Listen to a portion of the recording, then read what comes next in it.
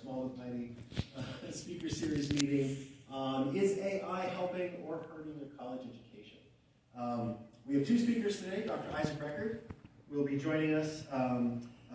He's a professor at Lyman Briggs, teaching professor, and he's the founding director of the Collaborative Experiential Learning Laboratory, which I would never have remembered what that acronym means, but it's the CEL. We came up with CEL first. If you haven't been at the CEL, you need to go check out the CEL. It's down in the basement. Dr. Reckert teaches philosophy of science, science and technology studies, and critical making. He's got an active research agenda investigating how technology affects what we know. And initially he focused on scientific instruments and computers and nuclear science. And currently he's investigating the circulation of knowledge online and exploring uses of technology in the classroom. Got an exciting book coming out, maybe 2020 something? Who knows? 6 or 7, we don't know yet. His research seeks to situate our epistemic circumstances within a background of values, capabilities, and material and social technologies. His PhD is from the Institute for History and Philosophy of Science and Technology of the University of Toronto. And you hail from the great state of Maine. I do. Okay, good. Just pulling out a random fact. And of course, our main speaker here is Dr. Prudence Jodhva. He's assistant professor in Lyman Briggs and a research fellow in applied mathematics. His research focuses on AI in education, option pricing using reinforcement learning, and recursive polynomials. His PhD is in applied mathematics and comes from Stellenbosch University. And he also holds a master's degree in mathematics from the African Institute for Mathematical Sciences in South Africa. So I'd like you to put your hands together and give a rousing round of applause. Starting off with Dr. Prudence Jodhva. Welcome. Thanks, Daniel, for the introduction. Hello, everyone. As Daniel already introduced, I'll just give a brief description of my background. And I'd like to welcome everyone for joining. Thanks for joining. And for those who are online, thanks for connecting. So throughout this section, we will be discussing about the impact of AI in the education sector, because this topic has very important relevance in education this time. And of course, as you can see on the first slide, in 2032 already, the market, AI market will take over the world. And you could be asking a question of, where is my place? Will I be able to find a job after my education, or all those kind of questions? I understand this. But what you need to understand here is that AI, we are not seeing AI as a competition. We are not competing with AI, but rather we are using AI to enhance our career and to develop alongside with AI. Right? So, and I will briefly explain a bit about what ChatGPT is and how to prompt efficiently, and what are the different implications of ChatGPT in the education sector for learning and assessment and so on. Okay. So before that, let me just give a bit of background about myself or my journey so far. So originally from Benin Republic, in 2015 I got a scholarship where I studied at Stellenbosch University at AIMS, called African Institute for Mathematical Science, and it's located at Cape Town. So you can see me somewhere there. That's the class of 2016 at AIMS, South Africa. And then later on, I joined the math division at Stellenbosch University. So at that time, those are the group in math division or postgraduate, and most of them now, they are already in different parts of the world. Some already graduated, and here I am today at Michigan. Okay, and then alongside throughout the PhD, we do some research school. That was in University of Trieste in Italy during a research school in number theory. Okay, so I just graduated from Stellenbosch University, and I got also some award at Rwanda as a tutor excellence. Okay, and of course throughout the PhD also, after the PhD, I was invited for a seminar, and this was Johann Kepler University in Austria. And that's the other side. This was actually at Freiburg University in Germany, where I was also explaining about my research and in number theory and algebra. So this was actually last year in the Department of Mathematics.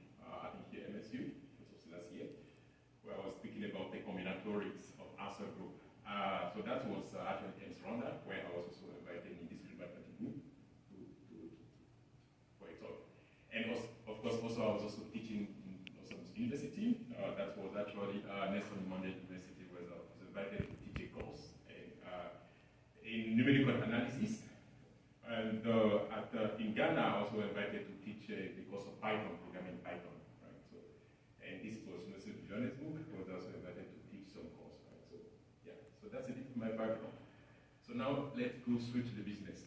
Why we are here? We are here to understand generative AI.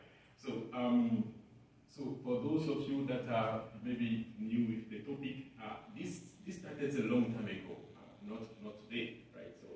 Every history, everything that's emerged today started a long time ago, right? So we can trace it back in 1960 with the introduction of the machine learning.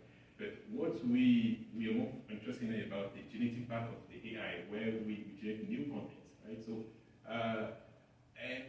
through the chatbot, the discussion. And we can see that it existed already in 1964 with the ELIZA chatbot, but it was not that intelligent, that it's not that performant as we have today. So it started way long time ago. But the two main landscape of AI are discriminative AI and generative AI. And both of them actually have a common factor, which is both of them learn from a massive amount of data, right? They learn from a massive amount of data to do the training in order to either do a kind of prediction or generate some new random information that you are looking for. Okay, so as you can see, discriminative AI help us actually to analyze data and be able to predict, classify, identify some patterns, right? Based on the data that you give to train the model with. Right? That's actually generative AI.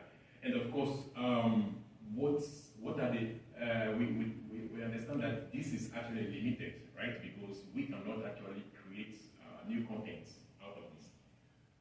You have a massive amount of data, and you try to shrink. I mean, maybe classify it also, right? Direct classification. But here we are with generative AI.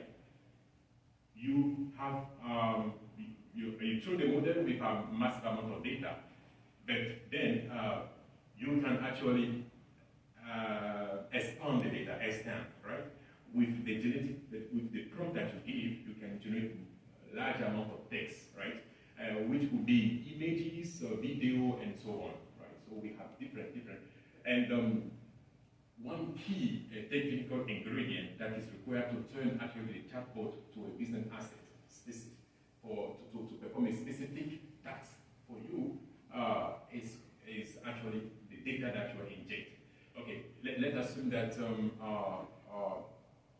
our routine when we come to office, the first thing that we check is to check our email, right? So let us assume that you open your email, you have seen hundreds of emails, and of course you might spend 1 hour to reply those hundreds of emails. But with ChatGPT today, you can actually, it can help you actually to respond, to draft those responses. But now, you don't want the response of those images to sound like ChatGPT, but you want it to sound like you, right? So what you need to inject into the Copilot all your previous email, so that he can learn from those emails and then propose a response for you. So that would be so with that now, with hundreds email, you already have the draft of all the answer. So in 10 minutes, you already respond all your email. So it makes our life easy, right? So that's one thing. And of course, it's also used in customer service. All right. So today, you can actually, I think, even if you went to book a ticket with American Airlines, first of all you receive some a call, you call, and then there's no human agent here, but it has some information, and then you book the ticket for you, right? So this is super cool, right? So but first of all, to answer some question about the customer service, it has to learn from existing data. So what we need to understand here, if you want to use chatbot to be specific to a business or something that you want to customize or to operate some special task, we need to inject some data, right? Okay, so as we see, we just want to understand a bit of differences between the two, right? Okay, so of course, both of them, they have a common factor, which they learn from massive amount of data, right, to do a specific task. But actually, distributed AI mimic our analytic skills, right? But generative AI mimic our creative skill, right? So that's the difference. And distributed AI actually is there to classify, differentiate from the data it shrink or something. But generative AI is there to expand a large amount of things. So that's the creative aspect of generative AI. So as we can see here in this picture, the answer of this question for when we are using distributed AI it will be binary. It's called binary classification. Oh, the image is a net or is an egg. But then coming to generative AI, you can draw that image of a net with 3 eggs. You see okay. So as an example, so I think we have medical students here. If that's you are interested in medical medicine. So an example of this generative AI is QAI. So it receive the patient X-ray and then detect some abnormality or some threats. And you say, okay, this is the report from that image analysis that we have now. Something is wrong with you, right? So that's an example of yeah. So if you have any question, please feel free to stop me anytime, right? Okay, so as a sample for we want to see now the capability aspect of generative AI, which is one big subset of generative AI, which is actually the largest, is called large language model, right? So this is a pre-training model that understands human language and generates text. An example, ChatGPT M series started with ChatGPT 1, 2, 3, and today we have 4, right? And also we have Palm, but of course the large language model are not only the generative AI. It's just a subset. We have also image generation, we have audio generation, we have video generation, right? An example of image generation is that. Okay. So now let's understand a bit what is ChatGPT, right? Let's understand a bit the mechanism behind this, right? So we all Scholar. So ChatGPT, GPT, G stands for generative, P stands for retrain, and T stands for transformer, right? Okay. So the generative part here absorbs massive amount of data, right? So let's assume that if you want to do analogy with the human brain, if you set a goal to learn French, for example, all right? So in 1 year, you set a goal to learn French.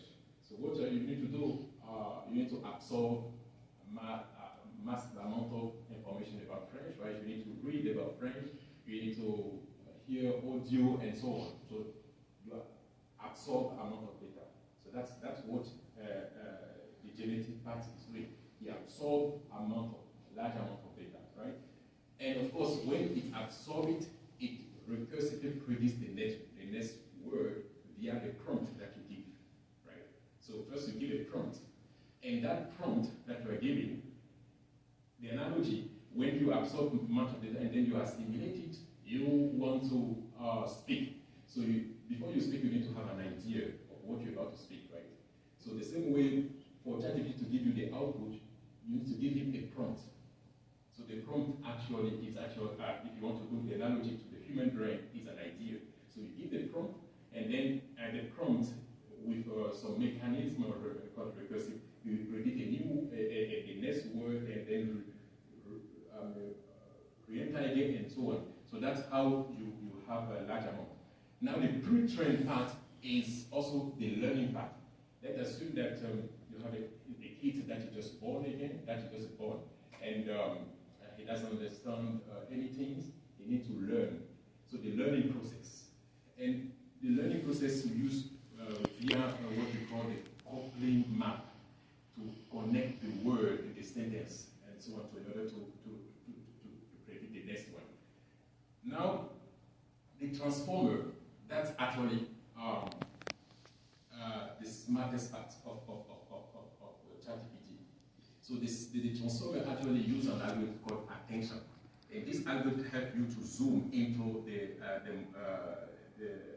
prompt that you gave, and zoom into the data in order to extract the information, right? So to extract the particular information that you're looking for.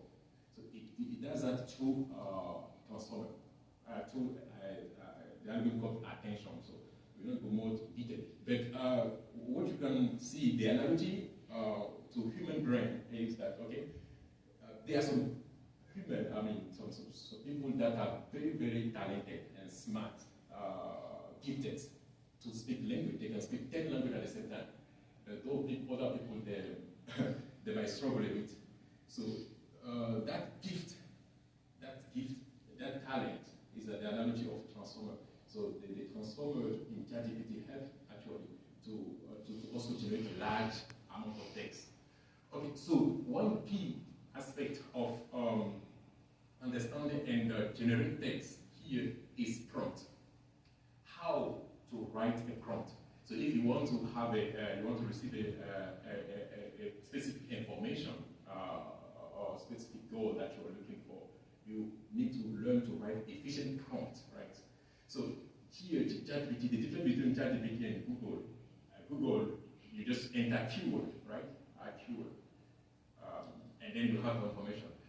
But here, now you need to write a paragraph, or you write a lot of paragraph for ChatGPT to understand what you are asking in order to give you the accurate information that you're looking for. That's what we call prompt engineering. And one possible framework that we come up for that can be helpful is CSR. C stands for context, S stands for specificity, and I stands for instruction. So you provide the context, right? And you specify some detail, and then you give the instruction. Let's assume that you're a nurse, right? And you have two patients, a client, and you want to provide that nurse a childbirth education, and the due date is May. Let's assume that, okay? So, okay, you want to draft something, you want to give a clear education about childbirth, right? So what you need to enter here in ChatGPT is, okay, I am a nurse. I am a nurse. So you start giving the context, right? And I have two clients that I need to give some advice, right? And the due date is next month. Okay, please provide me clear childbirth education. And then you see that the answer that you get will be amazed that it's very tailored to the goal that you're looking for. So that if you are not writing this efficient prompt and then you just write childbirth education, that's all. You see, he just give you some random information, which is not what you're looking for, right? So also, you can also combine with the format identity blueprint. Okay, so of course, yeah, there are some analogy, yeah, because the main goal is that GPT actually wants to mimic human brain. But of course, there are some of the activity that ChatGPT can do, and human brain cannot. And some activity that human brain can do, and ChatGPT cannot do, right? The human can do, right? So one thing is that the human has emotion and reason with emotion, with empathy. But ChatGPT here use some statistical model and different algorithms to do what you want to do, right? And of course, ChatGPT is trained on vast amount of data. But the human actually learn from experience, and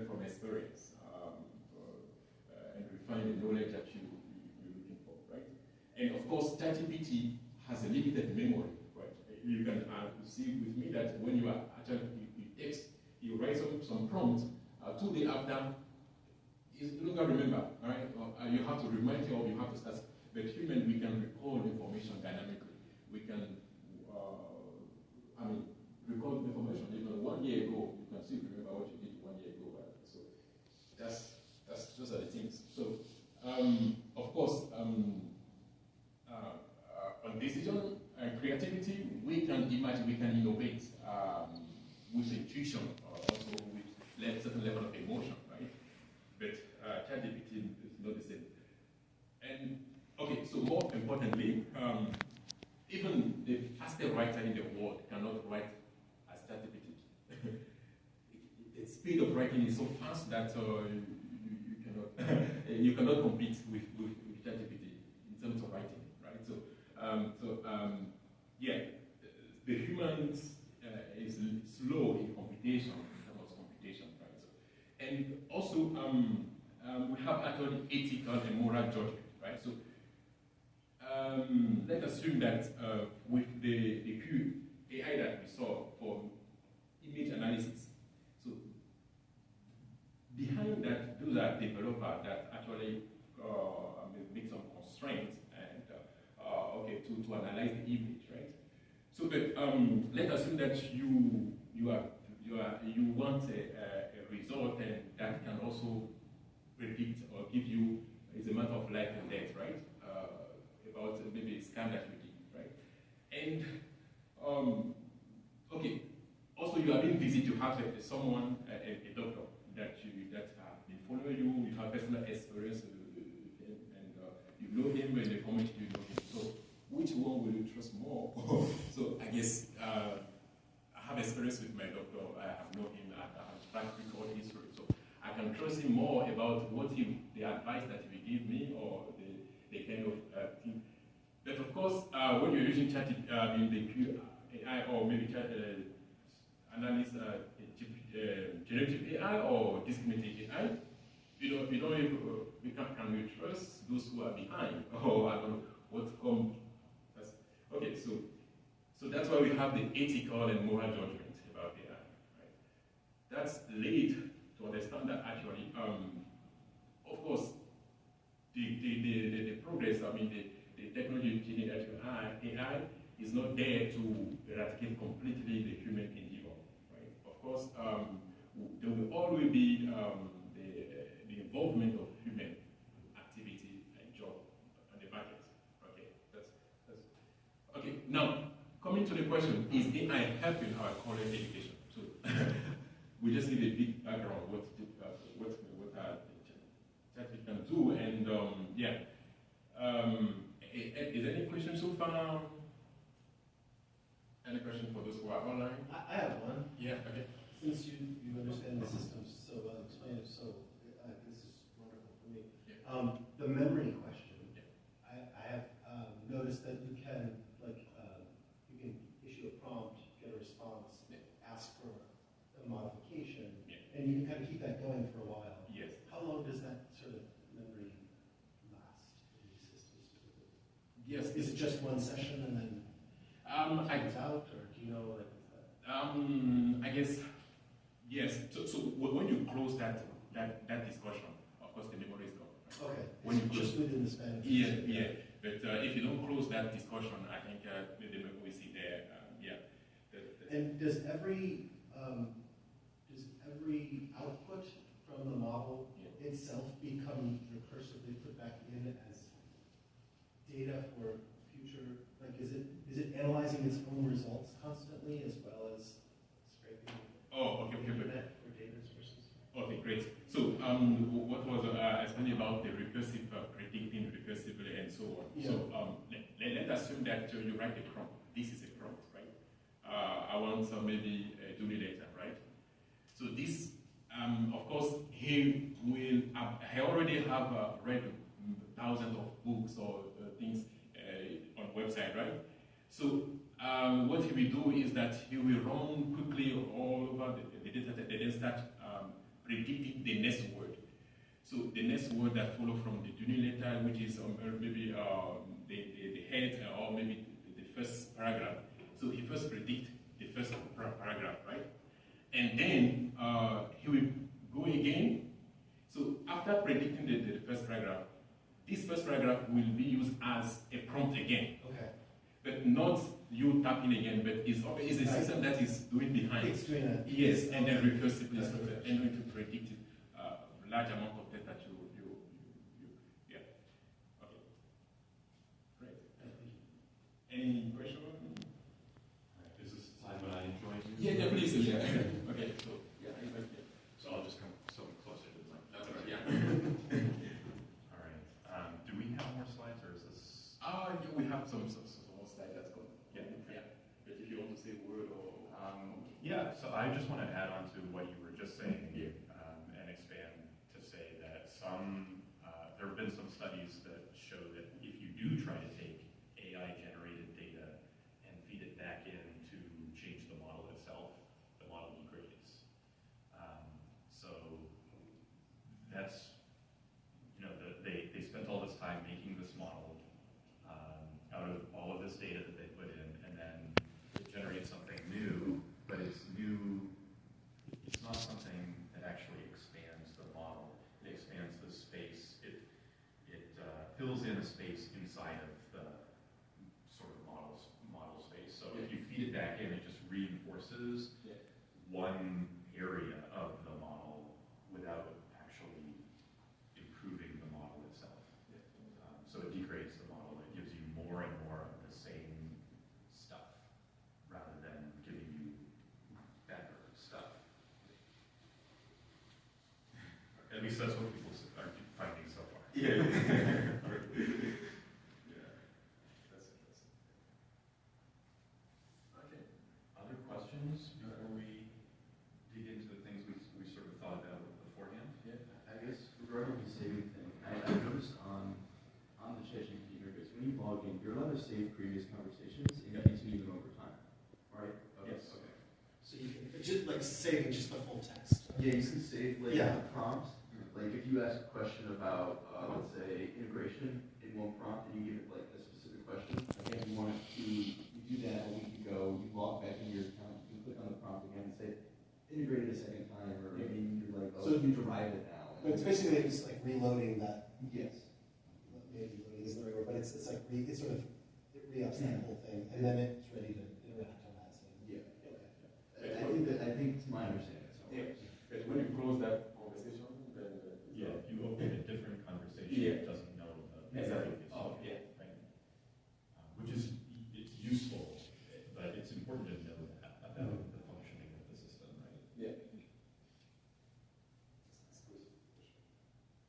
Do we want to dig into, is the next one some of the examples of how it's being used? Yeah. Into education now. Yeah, should we go there? Yeah. If there's another question, no. So hopefully so far this amazing introduction to the technology has you like starting to think about the possibilities. We want to show you a little bit about what people are actually working on. So Yeah. Thanks. yeah. Okay. So now there are a bit of concern about ChatGPT, generative AI in education, and yes. Of course, it's a really helpful tool, but some instructor or educator are wondering whether the impact will actually rise up or maybe delay or cancel the traditional education practice, traditional assessment that we used to do. And also, we face a lot of some challenge where students could actually use ChatGPT maybe to drive the whole essay or project, which actually kind of plagiarism, right? So that's why some instructors now have to redefine what we call academic honesty and plagiarism based on that. And of course, so now, of course, we know that ChatGPT, as far as we understand, it can help in the learning process. But at the same time, it may also, if we are too much overuse it, it might decline our analytic thinking and critical thinking, right? Or also, we don't want to come to a point where we completely replace the traditional assessment by ChatGPT, no? There's a research that has been conducted using ChatGPT 3, but the implication of that research will lead us to say, oh, we can actually keep the previous assessment, traditional assessment, but also add GPT as another assessment model, right? So, okay. So there are a few questions that, of course, those are questions that we'll be dealing with in the next slide, right? So, does AI increase the risk of academic dishonesty? Is AI creative a dependency that harm or improves student learning? We're going to answer this using there's a platform that already created and launched by University of Michigan called Mezi AI, right? So this system actually improves the student learning process, right? But of course, as I said earlier, we also need to not overuse GPT in order to decline our critical analytic thinking, right? Okay, can AI personal learning for students with specific needs? We see that. Should we use ChatGPT as a replacement of traditional knowledge assessment? That's what we answer it. So please keep those questions at the back of your mind. We come back to it. So, okay, should AI be formally included in university curriculum in the learning process? That's a question, right? So, we also be answering this question. But okay, one thing that I can say about this question is when I was a child, preschool, I think first grade 1, the system is a bit different here. So I learned how to do a basic of arithmetic. 1 plus 1, 1 plus 3, right? I learned it. But of course, at that moment, calculator existed, right? So we did not say, okay, because calculator existed, so I should not, the kids will not learn how to do a basic calculation, right? So even with the existence of ChatGPT, we can still actually learn to think analytically, right? So of course, when I was in first year university, there's a course called numerical analysis, right? So there's a different kind of calculator that, okay, the lecturer say, this calculator, please, don't use graphical calculator or programming calculator because it can give you the answer in one. So, but the instructor actually say, oh, you only use the normal calculator, the basic one, right? So you see, so depending on the instructor that is actually educating, he can design the norms for which he wants to evaluate, maybe different version of GPT that he would like to evaluate. So, under what circumstance the ChatGPT is considered reliable, accurate, we give some information or some research that we conducted that, okay, it actually gives a high performance. So could this disrupt the human job, teaching assistant instructor in the classroom? Of course, we're going to answer this, right? Okay. So now, coming to this, ChatGPT can actually replace as teaching assistant, all right? So this, let's assume that inside in a large class, when we have 200 students, where every student want to actually want to understand maybe what has happened a week ago about a specific part of and there's a shortage of teaching assistant where the student can quickly run through and to ask individual questions, right? So that's a problem, right? So and I believe that also you are facing this kind of challenge, right? So when you study something, I mean, you attended some class and you can't recall what the lecturer was saying, but there's no teaching assistant that can assist. So but now this platform has been introduced. This is a property of University of Michigan, right? They introduced the Mezi AI, and that's the research that we conducted in 2023, right? So this platform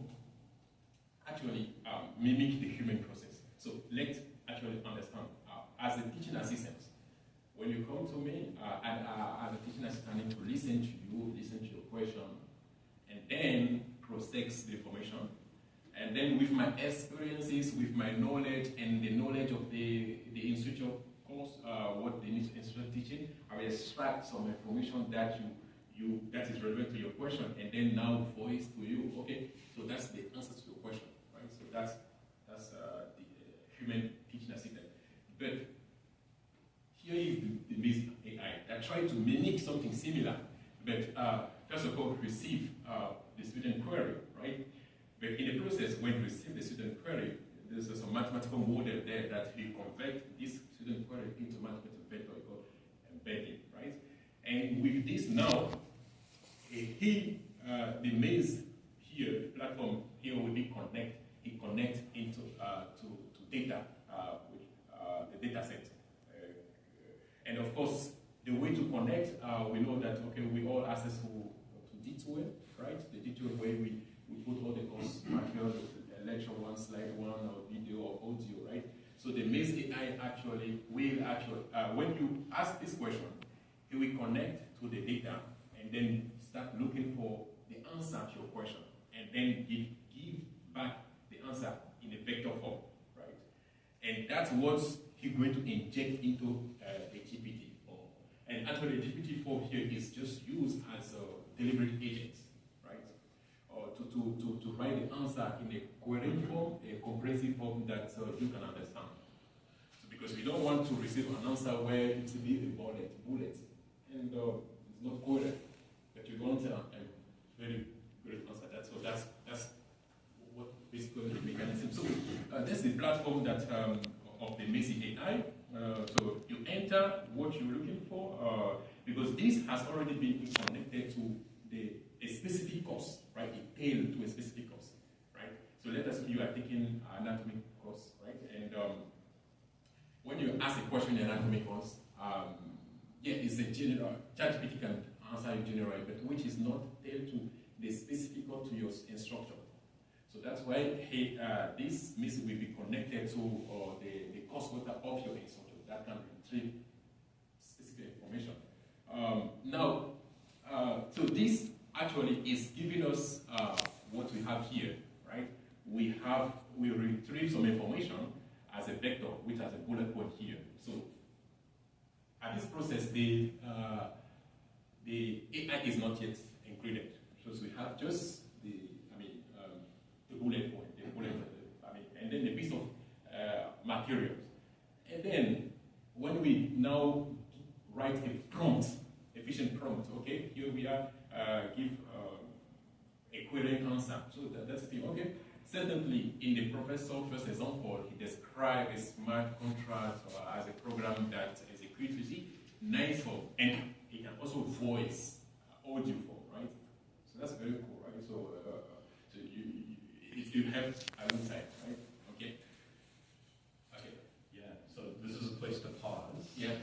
And consider like the pros and cons of this, or consider this system from a number of different directions. So I can imagine that as a student, this could be very helpful, right? Because maybe your TA is going sort of very quickly, and the professor doesn't get back to you right away, but this will get back to you right away. And you know that it's drawing from material that is present in the course, the learning management system. So you know that it's somewhat valid, right? But it's only as good as what is in the learning management system. Right? So there's a limitation in the data. Right? Some professors are better at putting all of that info up, and for some professors it's not there. But there's also a couple of other issues. So this is just considering this from the point of view of students. But we can also consider it from the point of view of TAs. So this is a potential replacement for TAs, or a reason not to hire as many TAs. And so there's a labor question here. Who is the system for? Who does it benefit? Does it benefit it appears that it may benefit students. It may also benefit the professor because they're not bothered by quite as many emails of small questions that can be answered from the material. materials, and maybe only when Maisie says, I actually don't know that, go ahead and email the professor, then the professor gets just to focus on those emails. But it seems like it would not benefit the TA, right? TA is kind of out of a job, or potentially out of a job here. So there's that labor question. And University of Michigan, like Michigan State University, it's a public institution, right? Land grant. In the case of Michigan State, it's a land grant institution. The mission is to serve the people of the state of Michigan. Which people? The people who own large data sets, the people who use data sets, the people who the data is about. These are questions that are not well parsed by the system yet, right? We're still developing our norms around this. It's not clear where we'll land on these things. It's also the case that when you type something into one of these systems, while it might not be fed back into ChatGPT, because it's only being used to generate the pretty output, it could be used in other ways, right? We're always, systems like this are always looking for new sources of data. Right? So what are the questions that students are asking? You can easily imagine that that's something professors would be wondering. What are the questions that students are asking? If the students are all asking the professor just has a sense of where the questions are. But if they're all asking Maisie, the professor loses touch with what students are actually wondering about. So these are all, like, we have to be very careful, I think, about how we introduce these systems and how we develop them.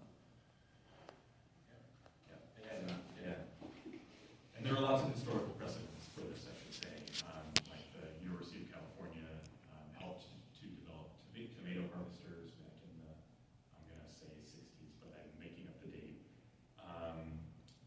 And those benefit some farms and not other farms, right? It only benefits farms that are large enough to purchase $100,000 machines, and it doesn't benefit farms that are small family farms. So that's an invention created by the state to supposedly benefit the whole state, and it's a question whether that is what happened. There's a lawsuit that argued that it did not benefit the whole state, but they lost that lawsuit.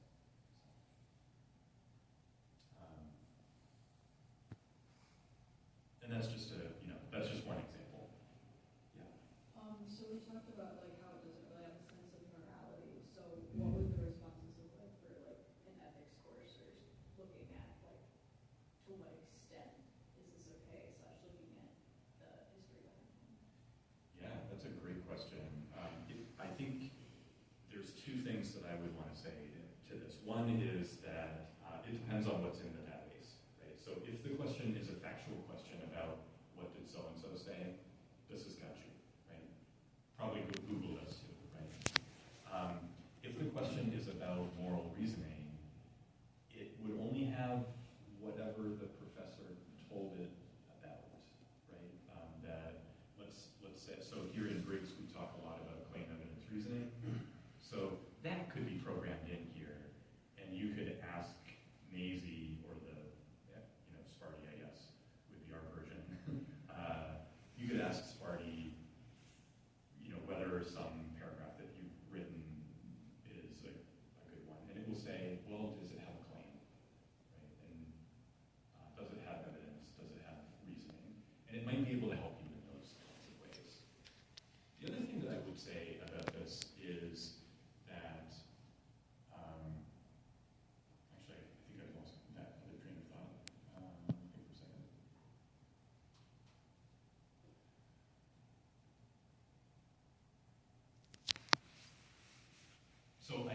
So I guess that's a way of saying that there are certain kinds of content that this kind of system is better suited to support. But the other ethics kind of question that I would want to insert here isn't specific to ethics questions, but it's more about is the job of Maisie? Is it actually to tell you an answer? A TA's job is not to tell you an answer. Right? A TA's job is to help guide you toward you finding the answer. And hopefully the programmers of Maisie know that. And I actually have to run this example, but this looks like it's actually just kind of telling you, right? In the professor's first example, he described a smart contract as a program that executes a transaction, et cetera, et cetera. So it's partially just giving you the answer here, which isn't what the TA should do. Right? The TA should say, you might want to look at the beginning of the lecture. And so that's something that's, I think this is something that can be programmed. You can maybe answer that part better. But that would actually mean that we would need the generative AI to be involved in an earlier stage, right? Because it would have to be able to interpret the answer that's being looked for and the answer that the student is giving and compare them in some way. And that's not what's happening here, right? What's happening here is ChatGPT is only making the output pretty. But everything before that is just answering like syllabus type questions and whatever content the professor has put. So it's giving you too much, I think. That's my view. This is giving you too much. It may not be helping you learn.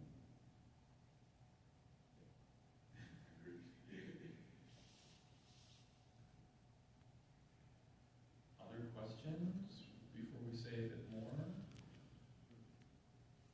Okay, great. So, thanks for Isaac for giving more clarification and more input. So, as we can see in future, as a part of the setting, you can actually dictate the prompt engineering when you want the output to be a bit different, not giving too much detail or be restricted to something. So there's an option in the setting where you can say, okay, I want the answer to have a particular tone, or don't give too much information, or be very specific, right? So I believe that this can be done through the prompt engineering, for the output. And if you want maybe to receive the response in different language, you can already also say it in the prompt. Yeah. I just remember that in response to your concern, I just locked it in. Yeah. Sorry. The thing about how Wolfram Alpha will, I don't know if you've used Wolfram Alpha, but when you ask to help, like, you put in a math problem. You guys use that tool? Wolfram Alpha? Yeah. It's very cool. Yeah. You ask it to solve a math problem, and you're like, because you need an example. Like, this differential equation just killing me. I can't figure this out. I'm getting lost. It will give you the explanation in steps, but it won't show you all of the steps. So it'll show you the first step. First thing you're going to do is this. Do you want to see the next step? So it's kind of like this, trying to architect in the process of discovery, so that as an educational tool, you're not short-circuiting what you were suggesting, which was, if we give it all, and it's all there, I'm not prompting you to do the work of finding the process and uncovering where your learning is getting stuck. So, Yeah, that's right. I don't know, is that what you have in mind with this kind of prompt engineering? Like, do you envision using a tool like Maisie and asking, hey, I didn't understand the professor's lecture on the Isle of Langerhans, and I need that, I need someone to explain to me 3 different ways. Yeah. And So actually, this prompt engineering actually is built already from the instructor itself, right? the instructor does it. Yeah, it does it, right? Yeah. At the back for his course, right? Yeah. So he wants actually all the students that are actually asking questions specifically because it will take the prospective answer that they're doing. Oh, okay, I don't want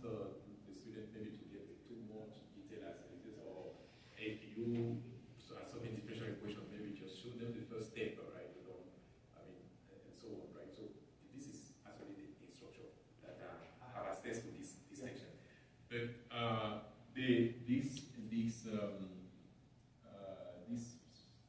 this only where the student can ask the question, right? And so they don't have the access to modify the prompt Yeah. yet. Right, you just can ask the question. Yeah. Okay, got it.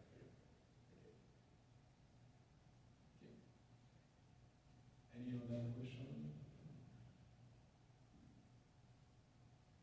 So when you say modify the prompt, like you're only able to ask like a specific question, like with characters that you can't like specifically pull out of.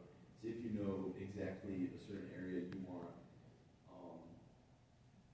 from like a certain section of the book to be explained, or like you ask a specific math question and it goes too far, like it uses a different method you haven't learned yet. Could you prompt it in a different way to say, using only this method we learned here, can you explain how such and such math question would work, and can you break it down step by step? Like, are you able to prompt it that way? Because that's how I've used AI tools before, where I ask it specifically to solve it a certain way, like in steps, because I don't understand how it works, and it's used advanced methods that I don't understand yet at all. And so would I be able to, with something like this at Michigan State, be like, in this chapter of my calculus homework, can you explain how to break down this problem using this specific method? Like, 'cause that's how I imagine prompting a question like that. So you're not able to do that with this type of. Yeah, that's a very, very big question, right? So, yeah, of course, yeah, if you struggle to, you have a math problem and you want maybe to GPT to use this and to give you the few steps, right? I guess that it can be, but it still depends on the instructor, right? The way he provides the background of his prompt. Also part of the background episode, because let's assume that you want to solve a differential equation, a different way to solve the differential equation, a different method, right? So he can include already in the background that, okay, the student might having different way of solving the differential equation. So bear in mind that whenever they come across this, give them the different, show them the different or the different step. Then when you ask that, he will to do it, because this is already paid. It's not standard like the ChatGPT is tailored for specific course and specific instruction that you're given. So the instructor is in control. I can say that. Yeah. So it takes considerable expertise then Yeah. on the professor's part, or whatever the team is Yeah. setting this up for a class. To set up the. To set this up, Exactly. to modify. I mean, the example you gave was a great one. Yeah. I don't know if anybody was actually able to read it, but it just said like, give the answer in French. Right? Yeah. Like that's one that I could imagine being pretty easy for an individual professor to implement. But being able to like actually think through what is the learning process I want here, what are the steps I want the student to go through. I mean, maybe we should all be doing that as instructors. I admit I'm not always doing that. Sometimes I just want people to think about something, right, and say what they think, right? And it's not so clear where this helps, other than maybe like, you could still ask it, can you clarify section 3, because he only used semicolons as punctuation and I didn't understand. Right? And it could totally do that.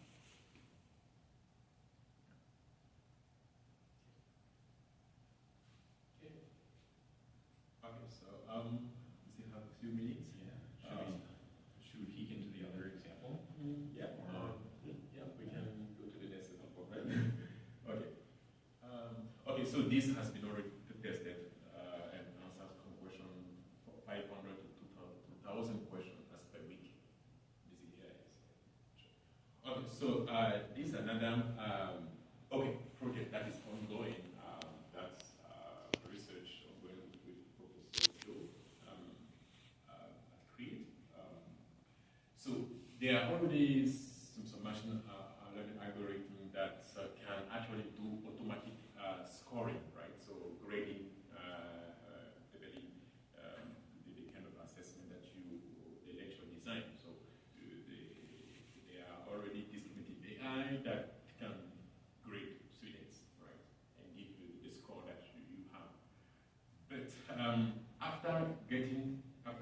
have the score that you have, we want actually to provide automatic feedback to students, right? So that's why now the 20 parties. Yes, you have out of 5, you have 3, but it generates more about where you fail. You fail, or it can give you more understanding why you fail. What are the things that you need to learn more to pass the main exam? So that's the ongoing where we can use GTI to provide automatic feedback for students. So this is another ongoing project for assessment affiliated to Michigan State University, not University of Michigan. Okay, so I think when I was coming here, a little bit the difference.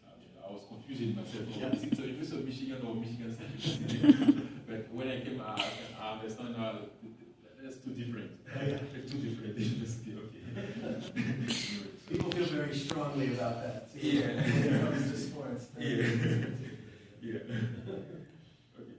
So, okay, of course, thanks for sharing this. I guess recent news are already sharing that. Last year the University of Oxford in Texas, they are prompting.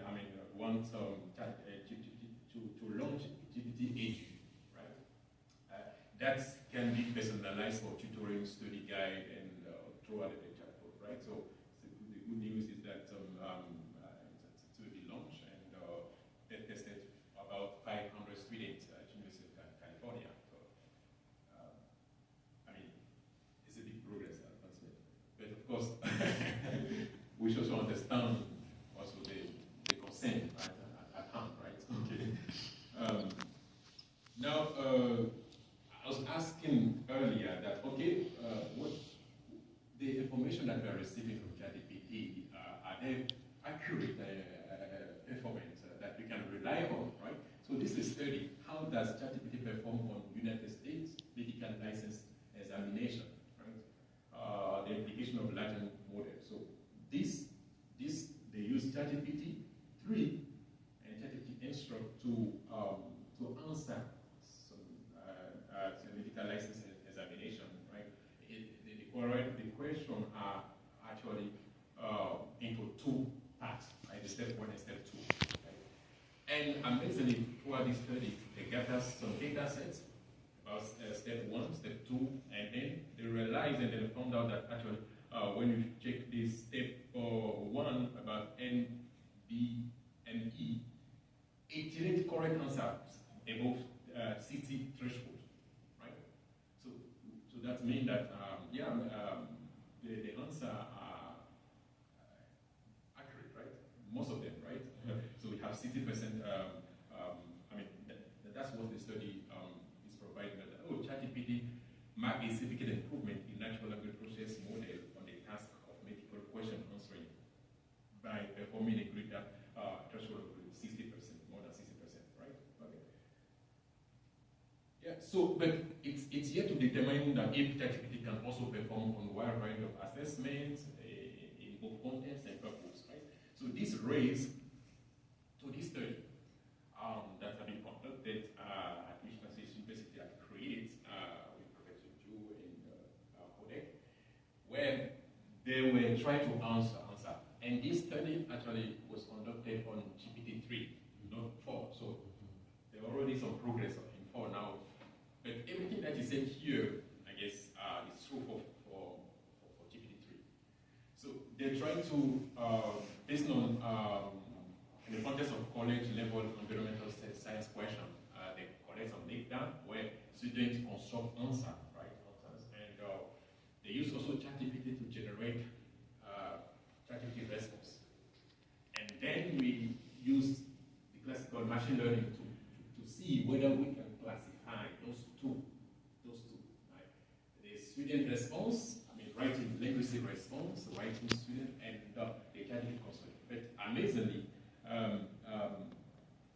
this is the model that have been put in place, the linguistic regression classifier with the logical regression. And the result that come, you see, the result, the combination of the two, 94%. So that being GPT-3, with GPT-3, we can actually distinguish the writing of the student and ChatGPT response, right? So it's, if the lecturer give it an assignment and give a set, then with the ChatGPT-3, I can know that, okay, yeah, as a searcher, I can have an understand, oh, you are using ChatGPT, I can catch you. So this, right? But for, there's a bit some advancement of before, so I'm not so sure if we still have this level of accuracy to kind of differentiate those two. Yeah, maybe. Yeah. So this actually, do you have anything to say? I mean, like, just to reiterate, yeah. if you're using an old generative AI, we can tell. Yeah. So there's two lessons you could take from this, Yeah. right? One is you need to pay up and get the best version, right? And the other is maybe don't do this, right? Because my guess is that we'll continue to be able to distinguish these things, but it is an arms race, right? Where the detectors are sometimes leading and sometimes the generators are leading. I mean, that's in fact kind of how these things were produced in the first place, right? Is they just set these generative networks against each other and See who could detect what. Yeah, so Chasing our tails. yeah. did you ever come across, I think I saw someone put the law bar exam through GPT-4, and it passed. Yeah. Did you see that? Yeah, I've seen that too. Yeah, that GPT-3 had maybe a low pass or a high fail, and then Yeah. GPT-4 passed. Actually, it always passed very Yeah. well. But again, like, you know, this is unknowing, being able to like pull details of the law out of its memory bank. It shouldn't be surprising that it could do that. Right. Right? Of course it can. Of course it can. That's literally what it is programmed to do. But can it be a lawyer? Can it replace Matlock? I don't think so. Any question at this stage? Should we wrap up? Yeah. We'll have to wrap up. Final thoughts? Yeah.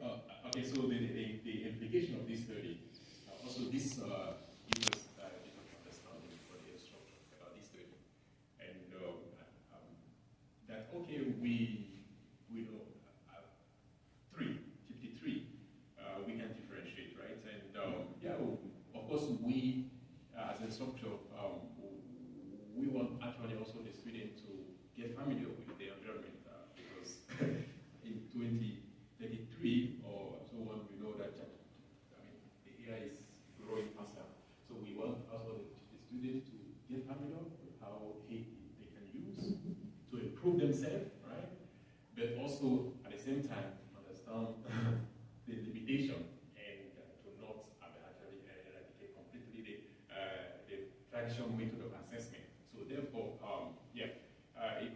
the new curriculum could be written that okay, we conserve the traditional method of assessment, and of course we can add GPT kind of assessment adding. So it will be that okay, the lecturer will come up and say okay, the first assessment, please, you are going to write ESA, right, traditionally, and I will give a project, and then you will use ChatGPT to write a project, or a bit of deep question in the project where it will require a bit of advanced research. And together we can combine to form the final grade for the students. So that's one thing. Yeah. Okay. So that's the last part of the talk. And if I go back to the summary question that we have here.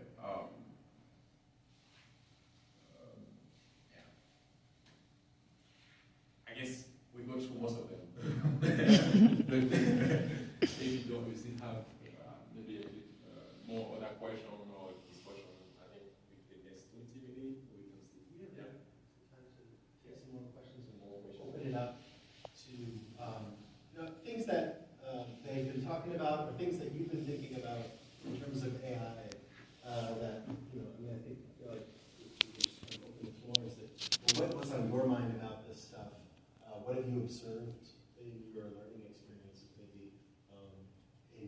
using it? Have you found productive uses of it? Have you found anxiety about using it well, or like, you know, do you feel any moral concerns about it as a student? Yeah, those kinds of questions. So it'd be interesting to hear a little bit more, and then sort of have these guys kind of reflect back on that. So yeah. I have one other just observation. It's like when I have ADHD and autism, so when I sit down to watch like a lecture video, it can be really difficult for me to pay attention the whole time. So what I do, and what has worked very well for me, is I put the video into like a transcriber, or like summary thing. That's generative AI, and then it'll tell me in writing what the professor says, and it's very helpful because I can't sit down and focus for like 20 minutes.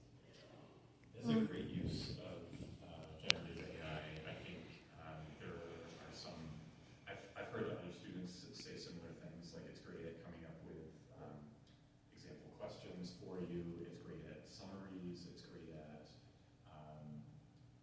yeah, just sort of transforming the format from one thing to another. Can you describe this image? Can you describe this video? Can you tell me, like, can you translate this Shakespeare play into like pop art or something, right? I mean, it can give you some really interesting things that help you to bounce it around and make connections in your own mind. And those seem like, you know, unless the professor is explicitly teaching you the skill of interpreting Shakespeare's play or something, right? It seems like that's super valuable and not contrary to the learning objectives of the course, right? I think that's the question that we, in the learning environment at least, that's the question that we should be asking, both as students and as instructors, is what actually are my learning objectives, and in what ways can this stuff help, and in what ways does it get in the way? And I think for students here, Max, I think he's also my favorite student. He's good at teaching genetic AI in finance and business. So, and if I may ask you, what are the use of genetic AI that you can, with the experience that you have so far, apply to the finance sector or business sector? Can you?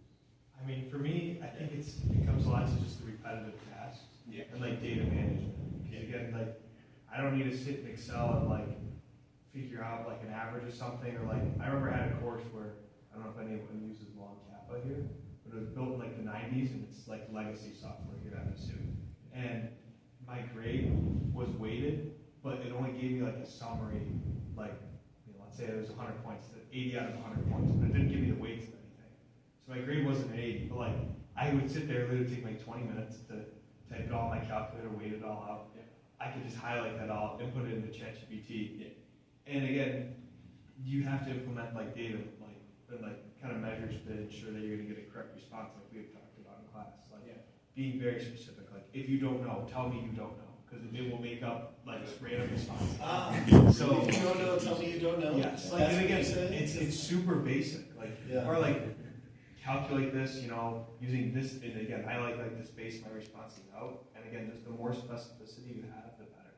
So I think that's the big thing. And once you go into like higher level finance, or like, you're like, man, I don't, why is my Excel like equation wrong? Like, I could take it on the new ChatGPT, screen capture it, and then I could like, again, like double click my cell to show my formula, and then it knows A22 is, you know, free cash flow. And it opposed to me typing out a whole long chain of things. So the more data you give the module, the better it will do. And I guess the question I would have for you guys to kind of flip it back on the professors is, what do you guys see changing in the curriculum to kind of combat this? Because I feel like I had a couple of accounting classes, they were in-person testing, you know, pen and paper, nothing else out. So I feel like, I don't know if that was just a standard thing that they've done for a while, but do you guys anticipate the university going back to like pen and paper exams because of, you can't access anything that's on there because of ways to bypass lockdown browsers, and like anyone will find a way to cheat. So I was kind of curious in your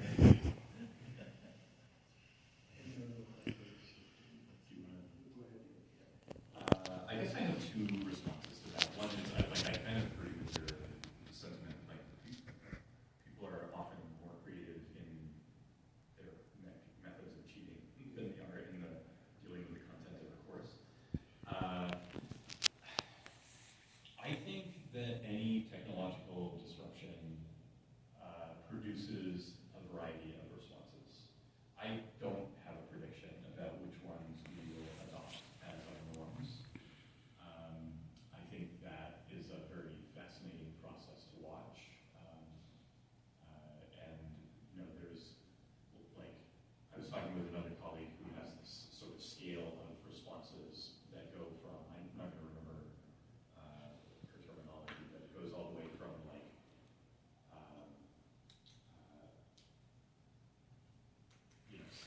saying you can't use it to saying you must use it, and somewhere in between is resistance and wait and see and acceptance, right? And I think a lot of people are in wait and see right now, and that's sort of an attitude, right? But there's also an orthogonal to that set of, spectrum of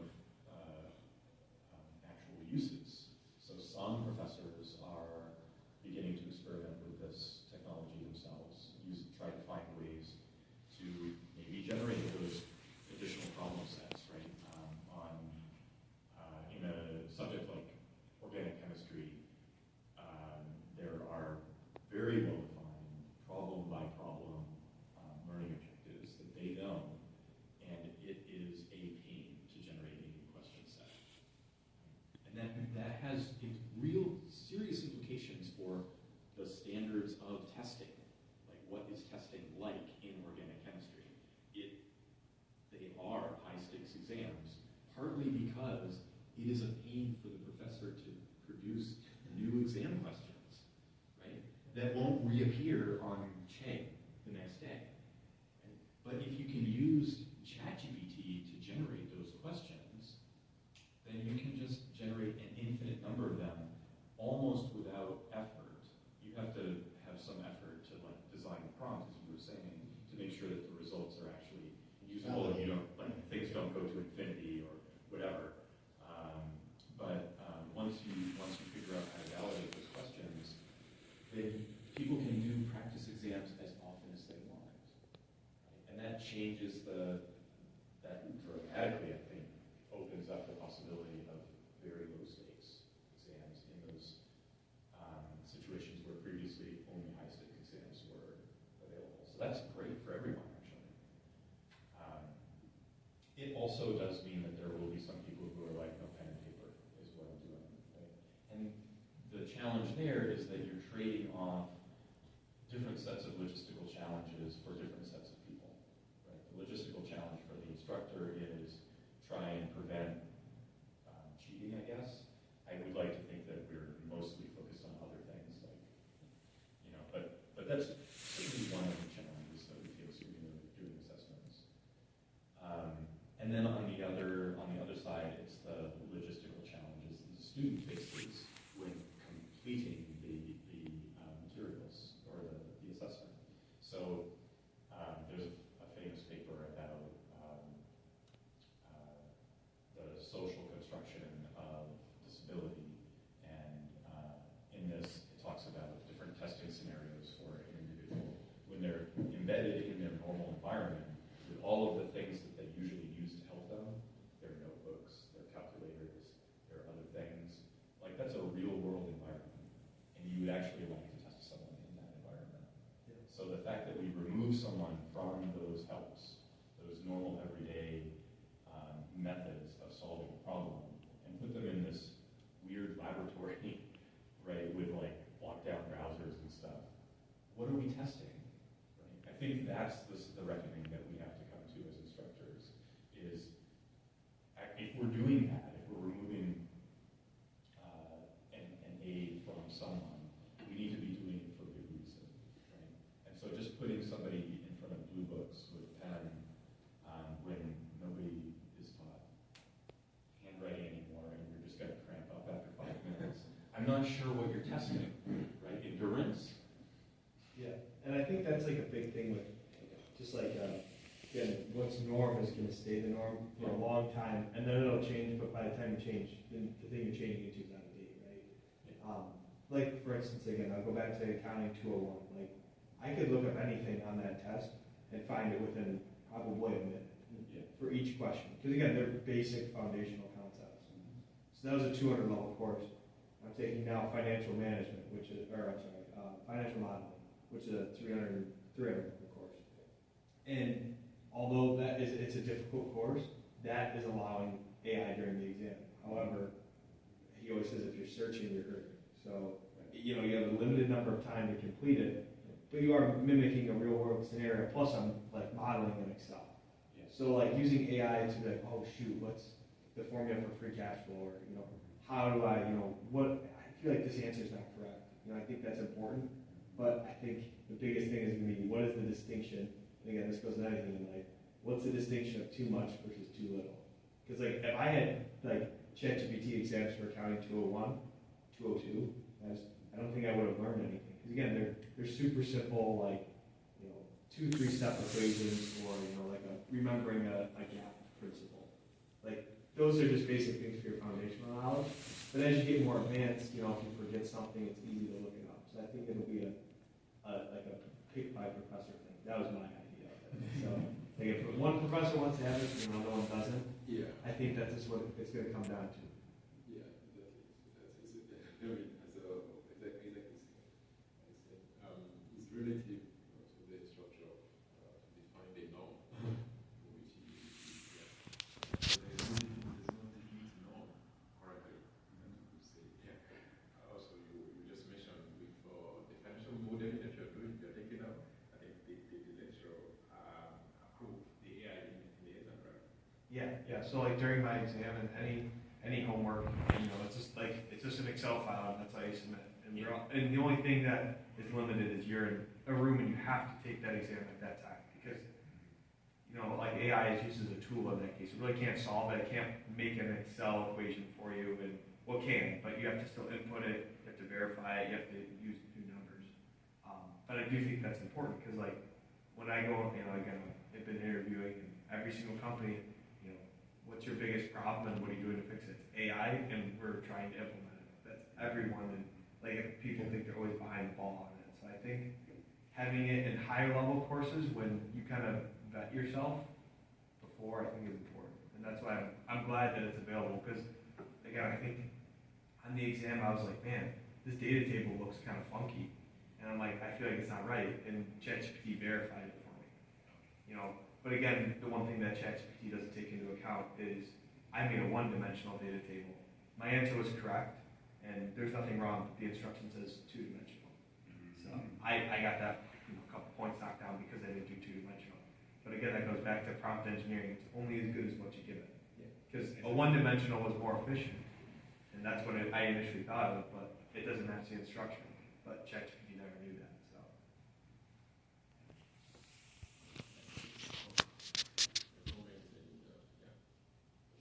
So I know you guys are focused more on the level, this, but what do you think this, like the implications it has on more when their children in the developmental stage? Because I know, like, I'm an education major, and so, like, I've been looking a lot into various studies and things, and a huge problem right now in schools, these children are being taught phonetics. They're just memorizing words and putting them together, so they're not actually reading, they're just doing memorization. And I think that this has some very apparent similarities with that, in that it's sort of getting rid of the process and jumping right to the answer. So I was just curious. There's, okay, thanks for your question. Do you remember the example that I was taking, I was during the talk, right? So when I was in grade 1, at that moment, okay, there was a basic calculator that you can use to evaluate 1 plus 1, 1 plus 3, right? But even with the existence of that calculator, we were forced to understand how to do arithmetic, right? Math, right? So I guess this is a very important question that for the development of a child, we actually need to regulate the way what we want is the child to be developed. For instance, I saw a post by Einstein. Education is learning the way to think, right? So that's part of education. So you need to teach the kid to think on his own, right? Not using ChatGPT at a basic level, right? To just get the answer, but you need to understand the process. So imagine if I don't know how to do basic arithmetic, at that level now I'll be struggling to do advanced math, right? In order to innovate. So I guess even with the advent of GPT, we will still enforce the traditional way of educating the child to really know how to think. And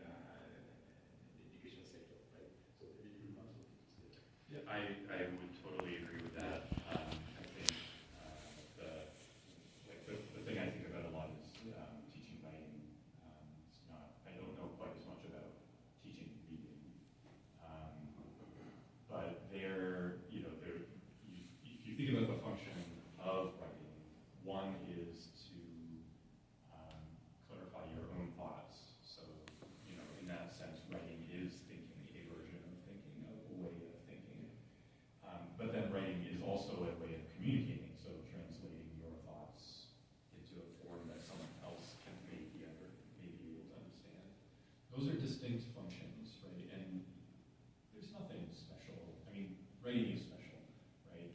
But there's nothing that says we have to do it a particular way. We don't write the same way that Shakespeare did. I don't know that any instructor is quite ready for instructing writing entirely in emojis, but there's nothing theoretical to prevent that sort of thing from happening, right? So I guess what I would say is I agree that like one approach, and probably an approach that we will take, at least we'll try to take, is to go back to phonetic, sounding out the words, kind of reading. The experiment with, what is it called, the whole word thing? Do you know what that's called? I read an article about this, and I know there's a term. Not the phonetic version, but the other one. Oh, Where it's just like, oh, you'll figure out from context. yeah. And, whatever. I know what you're talking about, but I can't. There is some term for this. It's like anything in education, there are those, and that one turned out to be a harmful one, right? At least from our present vantage point, it looks like that was a misstep. So we'll toss that up and we'll go back to something else or try something new. And that's how it works, right? I do think that probably reading is going to remain an important skill, even though more and more culture is transmitted through video and TikToks and dances and emoticons and whatever else. Like those are going to be added on, but we're still going to read, I think. There's something, maybe this is magical thinking on my part, right, or nostalgia or something, but I think there's something special about the way that reading gives you access to, like, almost direct access to someone else's mind.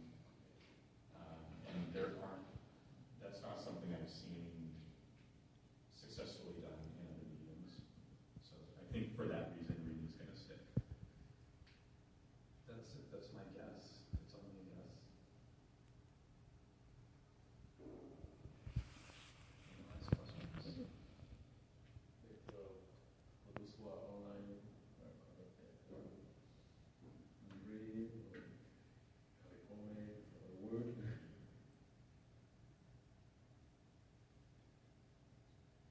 Any final words from you? Okay, so just a final word, right? I was discussing with someone, it was 1 week ago. He was telling me, actually, my wife, when she applied for a job, she got automatic rejection. And he couldn't understand why it's like that. So after a point, they begin to understand that, okay, when they apply, there's already a system for the recruiter to run actually your CV to see some certain kind of appearance of your word into already in your CV too. So that's actually the first screening that they do, right? So after they got understanding, okay, actually, what are those recruiters they are doing there, the first screen you get the GPT to understand, to get, that's the first screen. So he didn't understand that, first of all. So they were start struggling to write CV on their own. But now, after this understanding, now they write their own CV, and then they copy the job description and GPT, please draft a CV that can help you to pass the first screening. Okay, and then after they do that, the first standard is that later they want to start applying, they get the first screening accepted, and then they invite for interview. So you can see the tricky part of GPT, right? So yeah, we just need to learn the use of it, and also be careful to not replace your analytical critical thinking. That's very important, right? Yeah. Yeah, I think I would like to pause for our speakers.